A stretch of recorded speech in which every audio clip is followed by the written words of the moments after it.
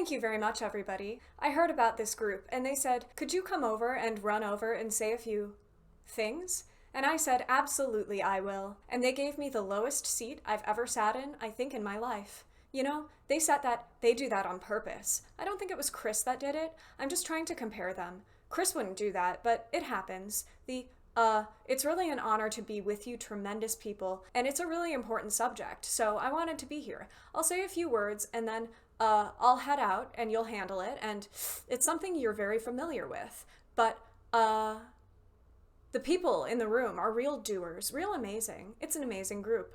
We are here today to continue the incredible progress we're making in communities nationwide to ensure that as new data centers go up, and they're going up all over, electricity bills for American families will actually come down.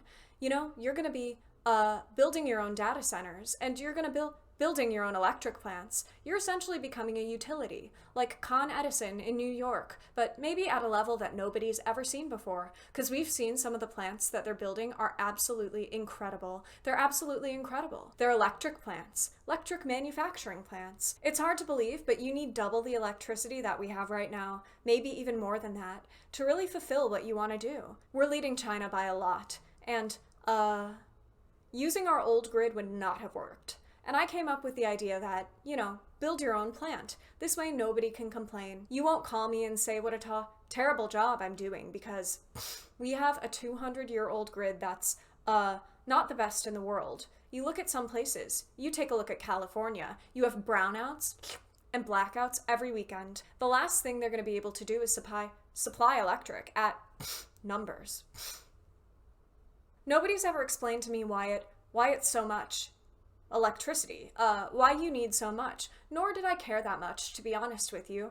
All I know is you need more than double what we produce right now. Think of it. So we produce tremendous amounts of electricity for every business, and this industry needs more than double that amount. So we're letting you build your own with the Trump administration's Ratepayer protection plan. The American innovators and consumers thrive to win together, because we're insisting that AI data centers and big tech companies pay their own way. And that's what they're doing, and they're happy to do it, because this way they're going to be able to function and function brilliantly. They're going to have a lot of electricity left over, and they'll put that into the grid. So we'll actually end up with more electricity. The rates are going to go down. As president, I've always said that America's goal must be to dominate the future. And that includes being the #1 superpower in artificial intelligence. So important. And this is, I think, bigger than frankly, I think it's bigger than the internet. It's bigger than anything anyone's seen thus far. Maybe someday there'll be something bigger than this, probably will. But I think up until this point, AI is probably the biggest thing anybody's ever seen. And whoever wins that race is probably going to win, period. And again, we're leading China, and we want to keep it that way. President Xi's coming over on September 24th, and we talked about it when I was over in Beijing, and we'll be talking about it again. But he was very impressed with the job we've done, because ordinarily, they don't have a problem with electric. They build a lot of electric. They don't do environmental impact statements. They just say, you want electric? We'll build it. They don't use too many windmills. They make the windmills, but they don't use them. They do it the old-fashioned way in many ways. The United States never settles for second, and we don't under this administration. I can tell you that. You see that because we're the hottest country right now anywhere in the world. We live by the motto, America first. That's what's made us very strong. And we're leading China and all other countries by a lot in AI and just about every other category. Including crypto. We want to stay in front on crypto. They'd love to take that over. So many other things they'd like to take over. They're highly competitive if you haven't noticed. But thanks in part to this incredible technology boom, investments are pouring into the United States from all over the world. $19.2 trillion, creating hundreds of thousands of jobs. So think of it, $19.2 trillion in 12 months, okay? Sir, it has been way more than 12 months. And the previous administration had less than $1 trillion in 4 years. I would say that's an improvement. Do I get credit for it? No. And no credit. Think of that. It's 19.2 in 12 months versus less than 1 in 4 years. It's hard to believe, right? But that's the way it is. No credit. But we just keep chugging along. But as I say, I get no credit for anything. And then I look around the Oval Office. I said, oh, but we're in the Oval Office. So I guess we do get credit. But less than 2 years ago, our country was dead. And I've had this said by so many leaders. They use the expression a little bit different sometimes, said differently, but meaning the same thing. They say, sir, less than 2 years ago, your country was dead, and now you have the hottest country anywhere in the world, and we are the hottest in the world. At the same time, we know that the data centers and AI are dramatically increasing the demand for electricity. It's only fair that the cost of building the new infrastructure required to meet this demand should be borne by the corporations themselves, not by the American consumers and the American patriots, American citizens. And I think everybody agrees to it. And actually, they really don't have a choice because there's no way of producing that kind of electricity, the kind you need, and they want to do it themselves. And honestly, they're coming up with some plans that are genius, just like they are.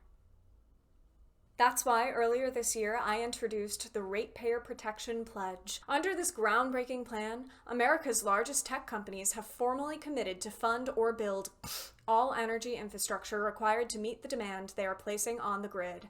So they're going to be funding all of those electric needs, and we're giving them the right to build their own power plants. Lee Zeldin is here. He's phenomenal, and he's getting it done quickly, and thank you. Stand up. Stand up. He is phenomenal. He's incredible. He's an MVP candidate, I will tell you. He's doing things at levels, and by the way, everything perfectly.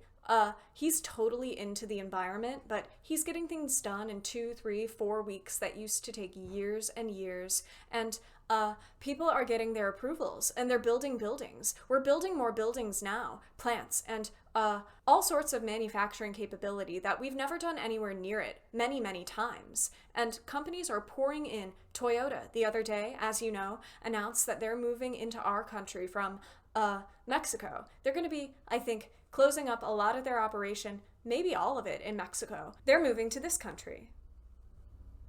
Oh, so it's okay for corporations to come from Mexico to the US, but not people? Typical. We have many more car plants being built now in the United States than at any time in history. And, you know, we went years before me. We went many years with no car plant being built. I mean, they wouldn't even think about building in this country. Now we're the hot, same thing with chips. We'll have about 50%. By the time this term is over, we're going to have probably 50% of the chip market. A year ago when we began, we had no chip market. We had virtually none, other than Intel. We had Intel, and we made a purchase of 10% of Intel. We got it for the right price, and we made approximately $72 billion on that deal. So it was good. Do I get credit for that one? No, I get no credit. None.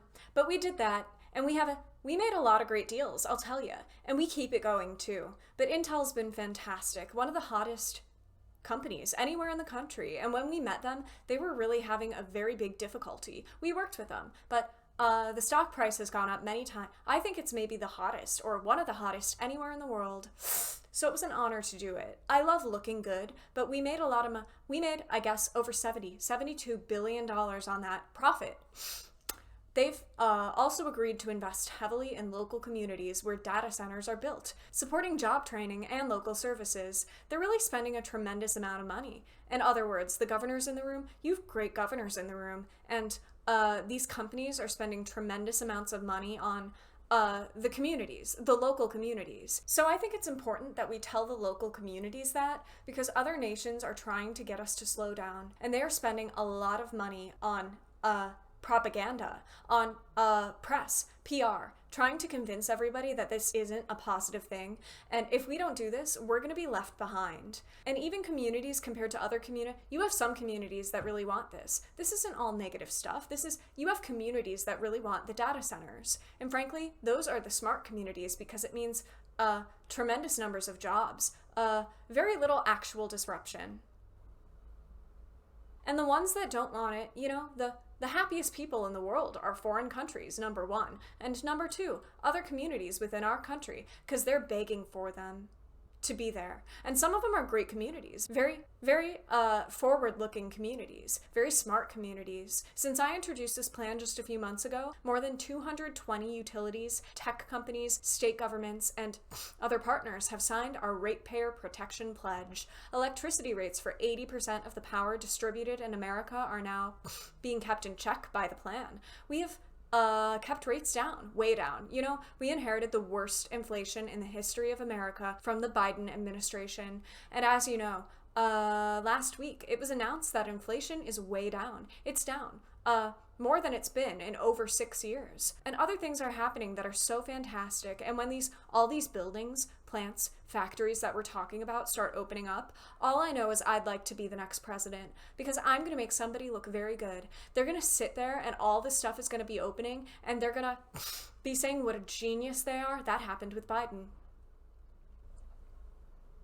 Did you mean that is happening right now with you and Biden's policies? Because when you talk about chips being made in America, there was literally a CHIPS Act passed under Biden. I got cuts in medicine prices that statutorily took 2 or 3 years. And I got these tremendous cuts, and they sat there, said, oh, yeah. They didn't even know where they came from, but I got them, and this is going to be a much bigger example. You have all these plants are going to be opening up over the next 2 years, sooner, but 2 years. And somebody is going to look very, very smart, and I hope you remember me, because what we've done is something that nobody thought was possible. For example, Southern Company's Georgia Power has frozen base rates for households until 2029. Is anybody here from Georgia Power? Huh? And there's a certain governor who's here. Certain governor who's here too. Congratulations. Good job. That's a great job. I've heard about it. Congratulations to both. And it's fantastic. In Georgia, the revenue from Google's data center construction is allowing them to eliminate property taxes entirely. And that's what you call using it to your advantage. The numbers are so incredible. Nobody's ever seen. You know, all my life, the biggest building in the whole world was the Pentagon. And you can fit 25 Pentagons into some of these buildings, 25. And if you happen to be a community, and there's very little disruption. They're just large. They go on for miles. And frankly, if you like certain types of things, they're incredible to look at.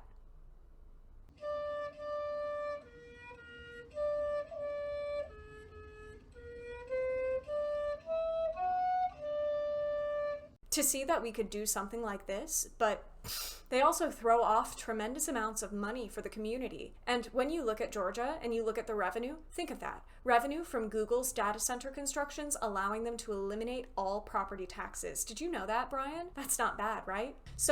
Thank you very much. Great job. That's a great job. And you probably had some negative stuff. A little heat. Oh, we don't want a data center. Usually those are the people that actually want them.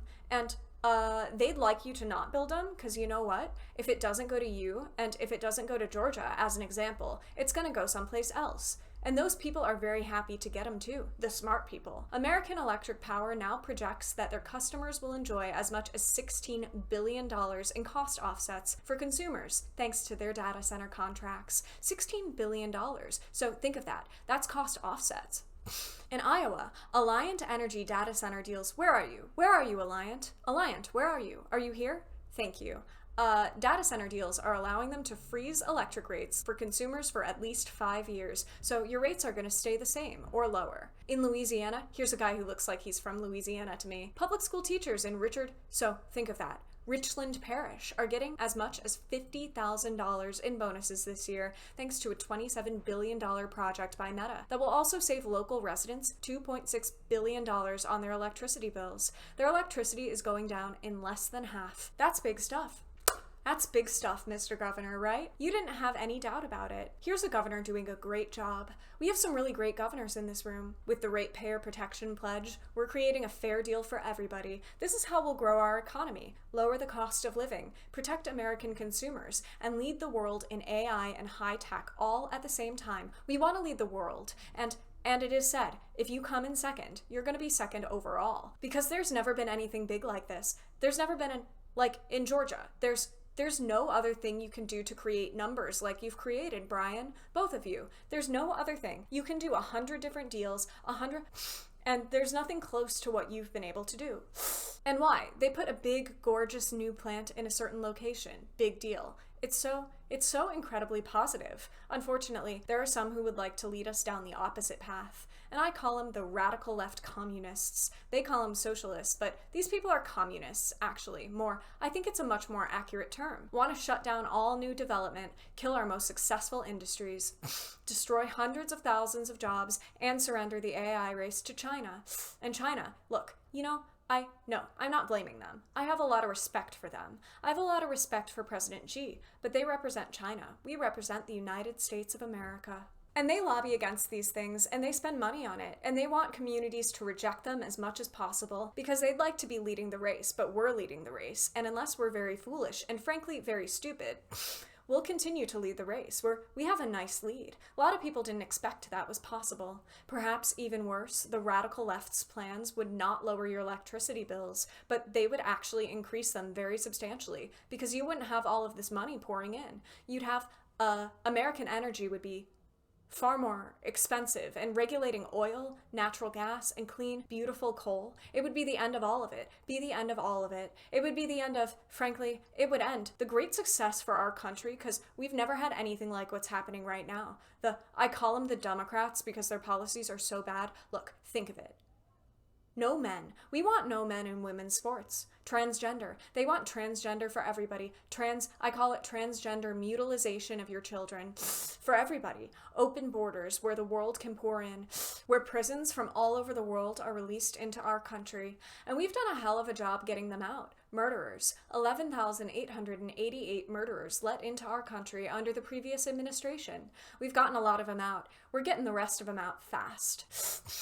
But the Democrats in Congress want less energy, not more. And if given the chance, they'd send your prices soaring and inflation skyrocketing, which is exactly what would happen if you had somebody else sitting in the position that I am right now. And just like we did with the Green New scam, where we were scammed, the whole country I wasn't scammed. I got it right from the beginning. I got it from the first minute when I heard this crap. They were saying wind was so powerful, so wonderful, except you couldn't watch your television. They wanted to watch the debate. Donald Trump against sleepy Joe Biden. Nobody could watch it because the wind wasn't blowing. Remember that? Darling, would you like to watch the debate tonight? I'm sorry, the wind isn't blowing.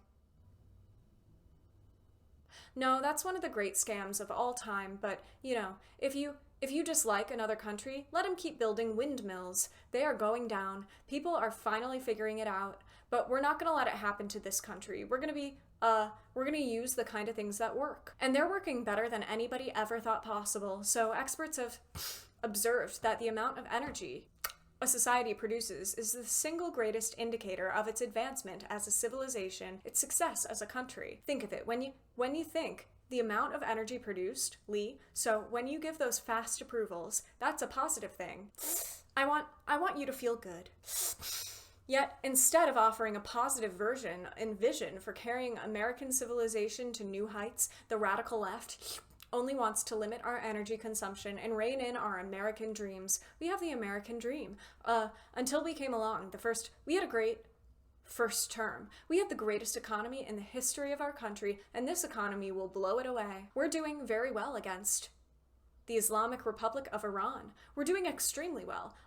They would like to do something, but I say they're not ready yet. They need more of the same. They're not ready yet. They got some evil intentions. We cannot let them have a nuclear weapon. If we did all this that I'm talking about your data centers, isn't that important when they start blowing away communities, one by one? We cannot let them ever even think about having a nuclear weapon, and that's exactly what's happening. They'll never have a nuclear weapon and by the way, this should have been done by they've been saying 47 years now, for about 3 years, but this should have been done for 50 years by other American presidents or other countries. Didn't have to be us, but it seems to, if we don't do it, nobody else is, but I will, and nobody else has the capability to do it either. We built, in my first term, the greatest military anywhere in the world, and we're using it a little more than I thought, but that's all right. We had Venezuela, that Chris is doing a fantastic job, and we've paid for the cost of that war many times over. We're taking millions and millions of barrels of oil. It's going to Houston and Louisiana. You know that. You see those ships lined up. And again, we've paid for that many, many times over, and we have a great relationship with Venezuela, and the people are happy in Venezuela right now. They can't believe what's happened. We have the biggest companies, the biggest oil companies in the world going in and doing business like nobody ever thought possible. And we're taking some, we should, and they're taking some, and you know, it's very interesting that they're making more money. Chris was showing me some numbers. They're making more money, Venezuela, than they've ever made before. And we're making a lot too. And I think we're entitled to that. So it was really something. It was a one-day war. Took one day. People said, oh, we're going to be tied up there forever. And here, you know, we were in Vietnam for 20 years, lost thousands and hundreds of thousands of lives, but thousands and thousands of lives. We were in Afghanistan for years. We were in all these wars that you heard about for years and years. We were, you know, I called them never-ending wars, but we're in for 4 months, and I had a very sad day yesterday. I went to Dover. 4 great American patriots killed. That's 18 in 2 wars, and 1 is too many, but it's 18. Whereas in Vietnam, we lost 200,000. We lost thousands and thousands in Afghanistan. We lost thousands in every war. The Korean War, thousands. And these wars all lasted for years. No, we want to get it over with. And we want to do it right. But we have to do what we came to do, and that's, we can't let these people, they're very violent people, we can't let them have what they want, which is nuclear weapons. All the success came from innovation and ambition and drive. In this country, we build the future fearlessly and confidently so that America will always be strong, prosperous, and dominant. And the other thing we're going to add to that, we want to be free, and we're going to continue to be free as long as we're smart. And we can't be hoodwinked. We can't be taken advantage of by people that say, you're gonna have a free home, you're gonna get free rent, everything's gonna be free. What they don't say is a year later, everything is gonna end up in squalor, destruction, and death. And also death for our country. So we have to stop the threat of the communist rhetoric that you're hearing right now, because these people, I'm very happy. A poll came out. It said they're highly educated but doing very poorly. In other words, they're losers. They went to school, they got a good education, now they don't know what they're doing. So what they do is they complain about people like yourselves that have done so well. But we can't let the communist ideology we don't even want to think about it for this country. It'd be terrible. So we're joined today by some of the people helping to do all of the things that I just talked about, putting the Ratepayer Protection Pledge into action. And here with us, our Secretary of Energy, Chris Wright, who's an outstanding person. Doug Burgum told me about Chris. I didn't know Chris. I wanted Doug to head up energy, and Doug said, no, there's one man that's better. Who? Chris Wright. I said, who the hell is that? Turned out to be this guy right over here. And he's turned out to be incredible. Really incredible. He's running Venezuela. He's running a lot of, more than anybody has ever run before, I think we can say, Chris, right? He's doing a great job, so we appreciate it. Thank you. A friend of mine, the governor of Louisiana, Jeff Landry, popular guy, he really smart, street smart and book smart, which is a rare combination, by the way. We have the governor of Nebraska, Jim Pillen, who's done a fantastic job. Where's Jim? He around here someplace? Where are you? Oh, hello, Jim. You're looking good. You don't change much. Thank you. You don't change much. How's Nebraska doing? Good? Do they still like Trump in Nebraska? I think so, huh? We had a very good night 2 nights ago in a place called Arizona. We were 14 out of 14, and we're doing that kind of numbers in, I think we're doing those numbers everywhere. And it's all based on common sense. You know, we're conservative, we're this, we're that, whatever you want. Most important thing is we're people of common sense. We want to have strong borders. We want to have good education. We want to have low taxes. We want to have a great military. We're people of common sense, and if you do that, you'll be very successful at politics. Governor of Idaho, Brad Little, thank you very much, Brad. Governor of Georgia, Brian Kemp, thank you, Brian, great honor. Entergy CEO Drew Marsh, Drew, thank you very much. Drew, thank you, Drew, great job you're doing. Southern Company CEO Chris Womack, Chris, hi, there he is again. Chris, I didn't know that was your name. I just saw you. I said, that's a smart guy, because you did that big job making people in Georgia rich, right? That's Meta President Dina Powell, who's been my friend. She was with me for 4 years in the White House, and I called up Mark. I said, you hired the right person. You got the right person. So, great, Dina. We're proud of you. Columbia County Commission Chairman Doug Duncan. Doug? Thank you, Doug. Congratulations. Job well done. and Sheldon Jones of Louisiana's Richland Parish School District. And, thank you very much. Good job. You know him, don't you, huh? Thank you. I heard you're doing fantastically well. And again, Lee Zeldin, who's been so outstanding. So I want to just, I just want to leave you by saying that it's an honor to be here. I'm going over now to talk about various and sundry subjects. One is the Iran War, where, again, we're doing very well. Very, very well. I would say better than anybody expected could be done. We've, knocked out their Navy, their Air Force, all of their radar, most of their capability in terms of manufacturing. Their drones are down 84%. Their missiles are down 91%. And I heard a newspaper say they're in stronger position today than they were 4 months ago. No, that's not the truth. That's not right. I can't believe they're even allowed to say it. New York Times said they're in stronger position today. They have no military. They have no navy. They had 159 ships. Every one's at the bottom of the sea. There are 212 airplanes. Every one is gone. They have no radar. They have no anti-aircraft. They have nothing, other than they're mean, and they're smart, and they still have some capability. But 4 months ago, trust me, they were much, much stronger, okay? I want to give you the non-fake news. But we're going to do that, and we're going to have the Dodgers, the World Championship Dodgers, are going to be over at the White House. They're going to be waiting, and, I'll meet a man who's just about the best pitcher in baseball, and just about the best hitter in baseball, and just about the best fielder in the outfield in baseball. And needless to say, I guess he had a game where he pitched a almost perfect game, and he had 2 or 3 home runs in that game, and they said it was probably, I said, never seen that, and only Babe Ruth. Babe Ruth was a great pitcher, and he was a great hitter.